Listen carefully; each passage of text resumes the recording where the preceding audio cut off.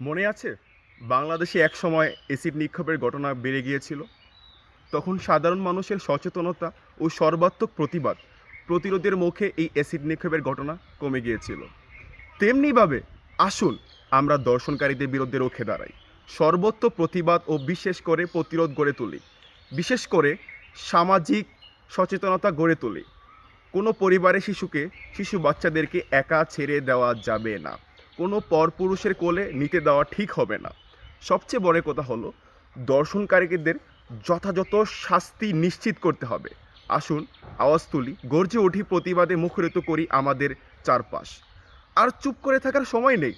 আসুন আমরা আমাদের কন্যা সন্তানের নিরাপত্তার জন্য আরেকটা যুদ্ধে সামিল হই, সম্মিলিতভাবে প্রতিরোধ ও প্রতিবাদ গড়ে তুলি। আসুন এই প্রতিবাদ শুরু করি নিজের ঘর থেকে, নিজের পাড়া থেকে, নিজের গ্রাম থেকে, নিজের শহর থেকে।